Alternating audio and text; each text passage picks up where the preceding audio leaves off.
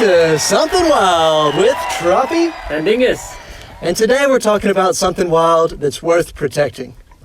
Yeah, it's such an incredible spot, and sometimes it's so tangible what's there. Like, you go out of the marina and before you've even left the channel markers, you're stopping the boat for humpback whales to go past.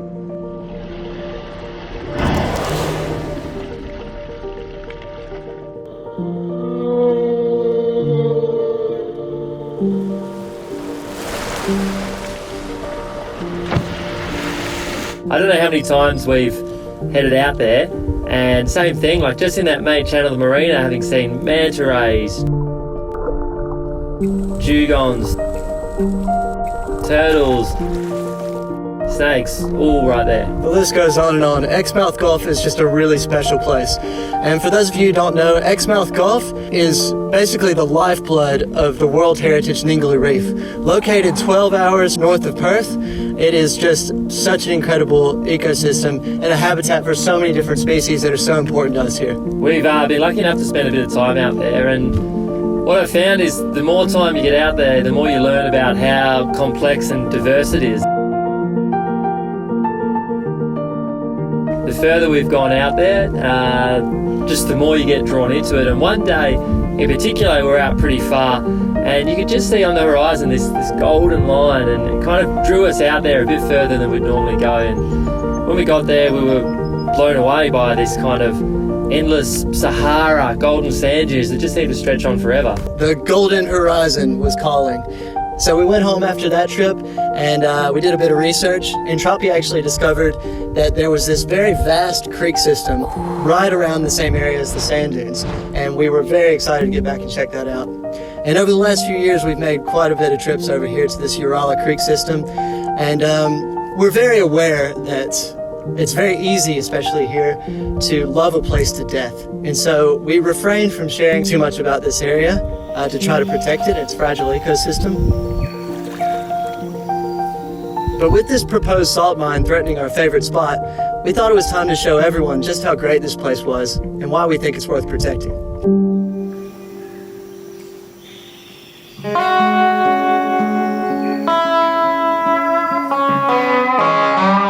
I can still remember the first time we went out there, and we got to the mouth of North Urala about half hour before sunset, and we were just met with breaking waves all across the river mouth. You can see where those little ones are standing up. These systems are kind of shallow tidally influenced systems, and the sandbars out the front are always moving. We'd scouted before the trip a channel that we thought we could get in, but the sandbar had moved when we got there. So it was about 2 seconds into this trip that we found ourselves strung up on a sandbar. So there we were, it's fading light, the tide's draining out, we're stuck on this sandbar, but lucky, the benefits of an alley boat, you just jump out, everyone pushes, and soon we were up the creek. We walked ourselves into the mouth. It was dark by then, so we didn't really know where we were, but yeah, we set out for the night, and we're excited to see what it would look like in the morning.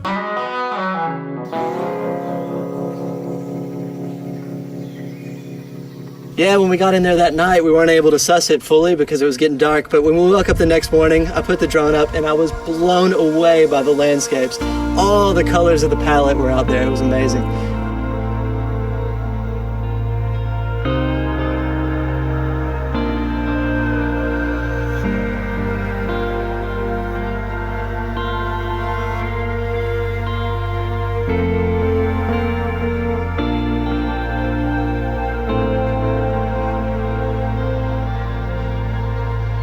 It's wild. You can see the system has so much going on. You can see the mangrove creeks, the big salt pans, the mud flats, and these huge algal mats that are incredibly important for nutrient cycling, not just there, but feeding into the whole Gulf. So over time, we explored the creek around this area pretty thoroughly, but we really wanted to get out to these sand dunes. That was what originally drew us to the area, but there was no real easy way to get here. As Tropi said, it's a bit like Mordor. So we just took off through the scrub in search of the perfect wave. Just doing a bit of backpacking, we're trekking through some very isolated bushland in search of the perfect wave. It's over this hill, right? The perfect wave, the curse of the Australian. Always in search of the perfect wave. Long, flat, broad plains, field, Igloo Reef. We're traversing today. The sand dunes were, yeah, bloody pretty far away in the end. On that trek out there, it was so interesting. We actually came across lots of different habitats and things we didn't expect to see. One of them was all this kind of fossilised or old coral that had somehow ended up in those areas, out on these mud flats. Just stumbled across a whole balmy. The coral graveyards. There's just Man, amazing fossilized coral everywhere. A whole clam. A whole clam. Look how thick it is. Oh. It's actually a little one. We found a way bigger one before. Oh. How far from the coast do you reckon we are now? And the cool thing about it was how preserved they were and how sharp the edges were. It's like 4 kilometers inland as well. Right? Yeah, Yeah. miles away from the coast. So whether it was where the reef used to be or whether it's a big typhoon that's thrown it there, a bit outside of my expertise. But yeah, one thing that was really clear was just that shape was so different. And I think what's happening is because those sand dunes that we're trying to get to are actively moving all the time, that fine sand that's getting blown with that sou'wester that plagues our coast is just cutting the tops off these corals and just keeping them nice and fresh. So rather than over time slowly varnishing them down, it was giving them this really sharp edge. Yeah, the little Saharan haircut. That's it.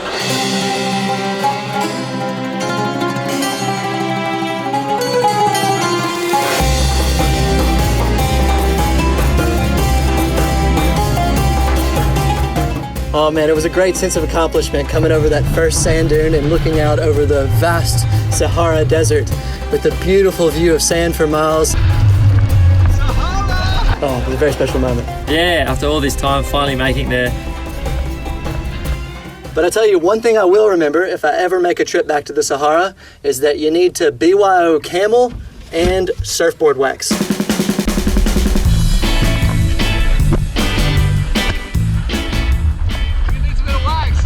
Yeah, sandboarding's just not as easy as they make it look like in those YouTube videos.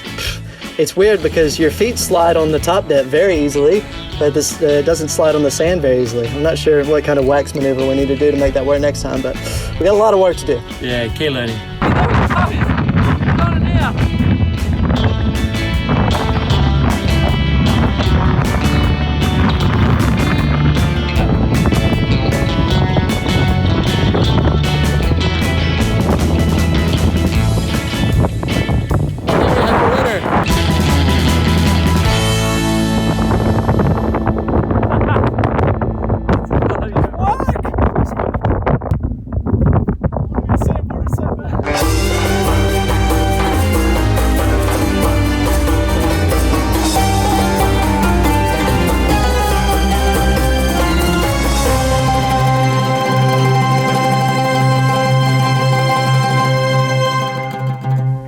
So back on the water, we explored more and more over time these systems, and it was just this endless creek with arms and tributaries that went off everywhere, full of mangroves and birds and all kinds of critters up there.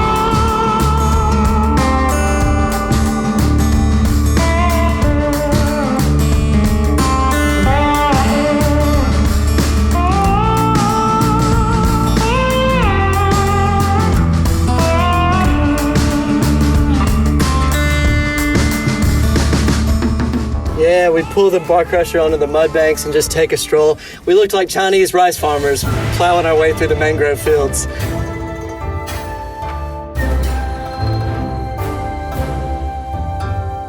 A few times some turtles were like resting in the mud there and we had to very cautiously make their way around them, trying not to disturb them. But there's just turtles everywhere, huh? Yeah, it's cool. Just the juveniles obviously going up there, which was pretty cool to see them resting in the shallows too. pretty good wild in here, guys. Just gonna step over this turtle. Very respectfully stepping over this turtle.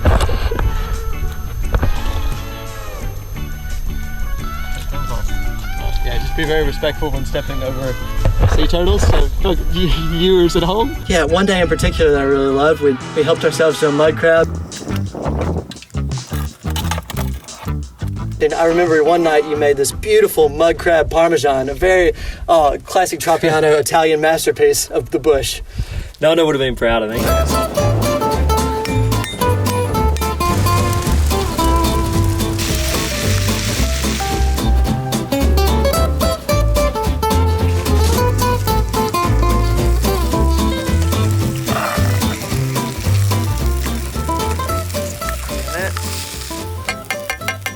making my chili mud crab. We've got the passata, fresh chili, onion, garlic, and with salt. Actually, I might not put salt in this one. I feel like if everyone just does their bit, we cut back salt just a little bit, maybe we won't have to pillage this amazing marine environment. That was, of course, Himalayan salt, but still quite good that we don't pillage Nepal as well. It's gonna be good. That was a good feed, and there's nothing better than just providing for yourself for a night under the stars, and waking up with full tummies. I think it was time to explore one final section at the very end of the creek that we'd looked at but haven't made our way up there yet. That's right. Well, the farther we pushed up the creek, the more narrower it got. And we were thinking, like, as we look forward, on a high tide, I bet I could get a stand-up paddleboard through there. But as we continue to push, I don't think we gave ourselves the option to turn around. We're at the point of no return when I noticed the edges of the bar crusher were hanging off onto the bank. And that's it. That was the original plan, just a little scout. But we got up there, you couldn't turn back, and so we were committed. Either the channel was going through to South Urala and we'd be exploring a new area, or the bar crusher was going to end up like the other sunken barge we found and be a second shipwreck in our system. Yeah, we found a shipwreck. Might want to do a filter change.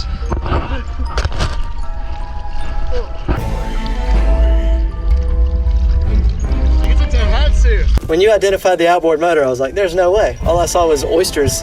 And you were pretty confident it was a Tohatsu and that would be able to get it back going? Well, yeah, I reckon we could find somebody to get it working for us, yeah. Exmouth, it's pretty easy to get into the mechanics. Yeah, a lot of parts and cheap rates up here. Yeah, I reckon we can get it going again.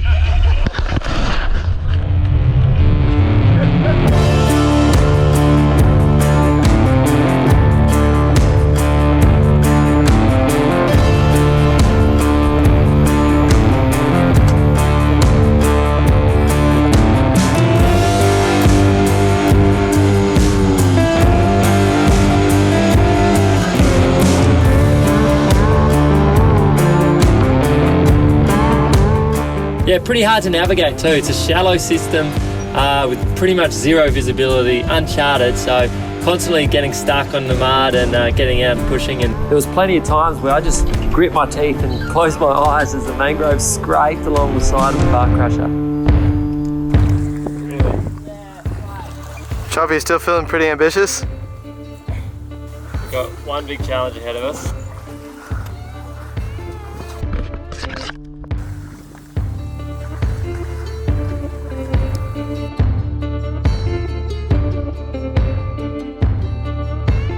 This is the biggest boat to have ever made this crossing in the history of humanity, universe, time, space.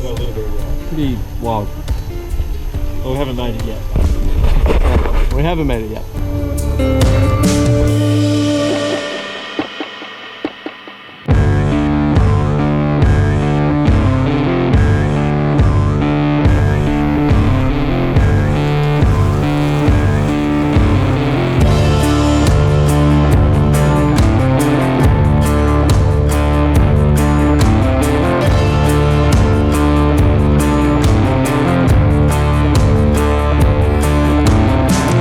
So we pushed on up the creek and we with some challenges and some bit of fun along the way.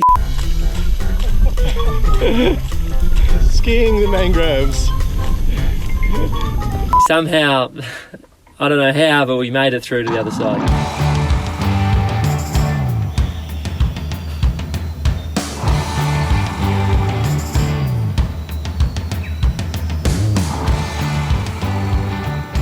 As much as we love the northern Urala system, when we got to the southern Urala system, we were just blown away with the flourishing amount of life that was down there.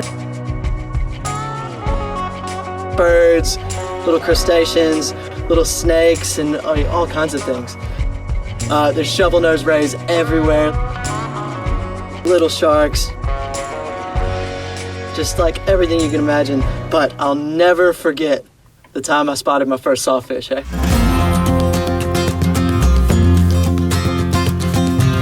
I remember on sunset, you'd put the drone up and sitting at the bank, and then I just remember you yelling, I got one! And we all came running over, and on there it was on your little screen.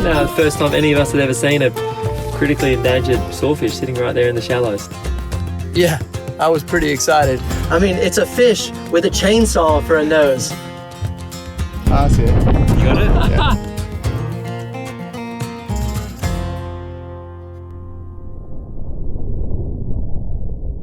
Yeah, the light was getting pretty low, so we were worried we wouldn't be able to find it in the morning. But obviously, everyone was up at dawn and started scouting, and didn't take long for you to re-find it.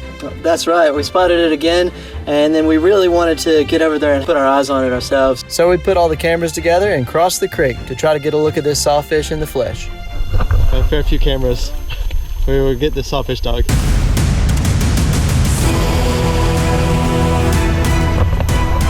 Operation Sawfish in effect.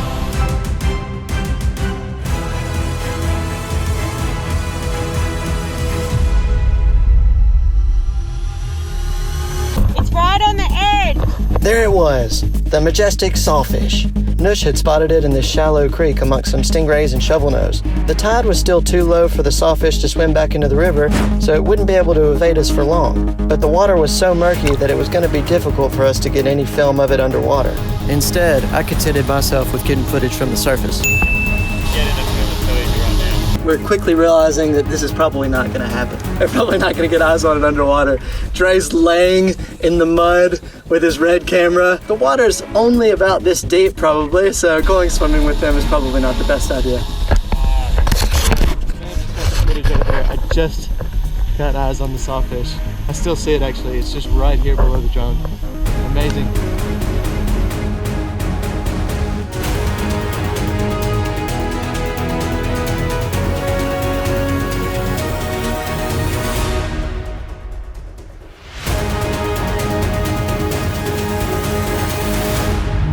So yeah, that didn't work out as expected, but still a pretty exciting mission. Nah, there ended up being a couple up there, which is pretty cool. So you've got two sawfish living in this tiny, tiny puddle in the middle of nowhere. Just nature doing its thing like it has for thousands of years, uninterrupted, undisturbed. These critically endangered guys just chilling out. It's incredible.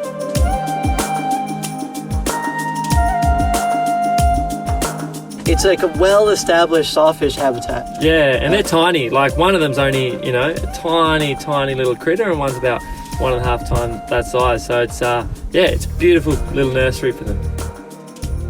Yeah, they're both juveniles. And how big did you say that they get when they're adults? They'll get to 5 meters when they're fully grown. So they'll push out. They'll live in Exmouth Gulf, the back in Ingala Reef, and they'll cover a bit of ground. So they'll be pretty untouchable when they're that big. But when they're this size, predators and sharks still can eat them. They look kind of exciting to us with that saw, but they're pretty harmless when they're small. So if they are in any deeper water than those shallow little sand flats, it would be nothing for a bull shark, or a hammer or one of those predatory sharks to come in and snaffle one up. Well, that's right, yeah. Since this time, we've gone back to this same exact location multiple times over the last few years, and we always see these two sawfish in exactly the same spot, usually hanging out with their shovelnose and stingray mates.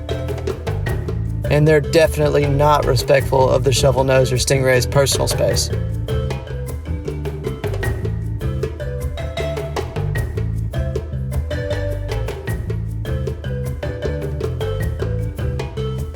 And we've observed them doing some pretty exciting things, whacking around little fish with their saw.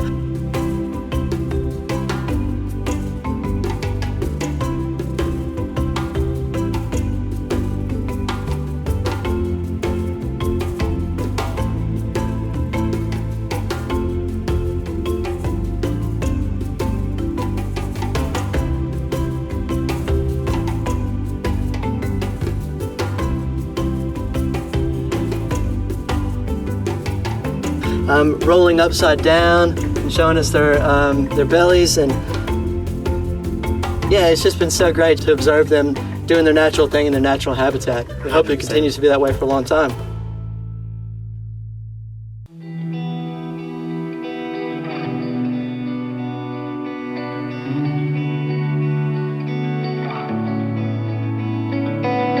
So after years of exploring this Urala Creek system and really learning to love the place, we're pretty shocked to hear about this salt mine proposal, and even more so when we found out that it's right in the heart of the Urala Creek system.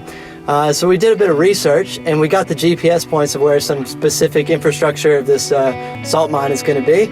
And we went on one last trip to explore it and to see what kind of effects this salt mine might have on our very favorite spot. First stop was actually to a bit just north of the creeks called Locker Point, and we'd never been out there, so really keen to get out there and check it out. Beautiful, beautiful little stretch of coast. It's actually a pretty specky spot.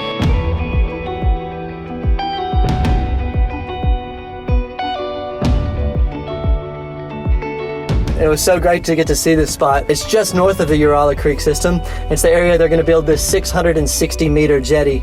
And they're going to have to do a fair bit of clearing to build a road out to this place. Obviously a bit of dredging near the end of the jetty as well. And so it's definitely going to have some impact.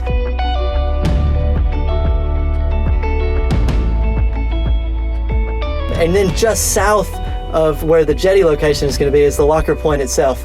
This area is some incredible, beautiful coral just right offshore.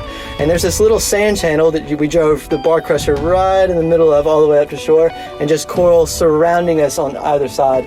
Beautiful location. Yeah, there's not many spots on the Eastern Gulf where the coral is that dense with hard corals. Yeah, just the density of life in that area kind of blew me away. Yeah, so it was great to get to go up there and see Locker Point and see that area, a new area for us. But what we were most interested in of the salt mine proposal was the seawater intake, which when we got down there, we had to look at the GPS point exactly where it was. We noticed that it's like right in the heart of South Urala Creek, just in the heart of the most healthy habitat, really. And it's just really close, actually, to where we'd been seeing these sawfish, right by the sawfish habitat. And not only that, it's in they're going to have to clear some of the densest mangroves in the whole Urala Creek system that we noticed. They're clearing 4 hectares nearly of mangroves in order to put in the seawater intake. Yeah, so the seawater intake's kind of the key part of how one of these salt plants works. You pump salt water from an area, it's going to go into a channel out the back and into these big drying fields that'll be out on the kind of salt flats out the back. And you need to pump a pretty significant volume of water, so it's going to be about 250 billion litres of water a year coming out of there. And it's hard to know exactly what a number like that means, right? Because the ocean has like a seemingly infinite amount of water. If you're pumping 250 billion litres of water a year, what does that mean? But some of the studies they've done have suggested that could drop the water level as much as 20 centimeters. And if you drop the water level 20 centimeters on low tide in southern Urala Creek, that's going to dry out the sawfish habitat. Yeah, exactly, and he can push out into the deeper water, but he'll lose that area there, and as we kind of said, that shallow area is where it's the nursery habitat for those guys. They're still vulnerable in that other stage, so when they push into deeper water, they've either got to find a new shallow water area to move into, or they do put themselves at risk there. Yeah, and not only the sawfish, but if it were to drop 20 centimeters regularly, the algal mats are only covered 3% of the time by water. And so would that 3% of the time then go down to 0% of the time covered by water? Yeah, it becomes pretty delicate then once you start changing with water levels and tidal flows. These systems, everything in there is evolved within tiny niches of certain heights and certain water flows, certain salinities, and that's how they've evolved off thousands of years. So once you do start impacting the kind of hydrology of that system, then potential for more ecosystem-wide impacts. It's been such a privilege going out to this area and just getting to see nature doing its thing, untouched, uninterrupted as it's always been. And yeah, I guess this last trip kind of just reminded me that I hope we're all just really careful in how we decide the best ways to utilise areas like this. Yeah, absolutely. We're really happy to have had this opportunity to share our favorite spot with you, and we hope we've been able to paint a picture of how valuable this ecosystem is and that it's worth protecting.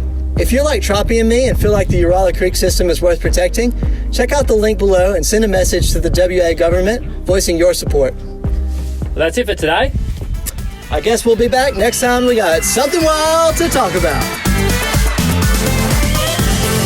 Something Wild with Tropi and Dingus. Visit marineconservation.org.au/actions/stop saltworks in Exmouth Gulf to say no to massive industrial saltworks in the wetlands of Exmouth Gulf.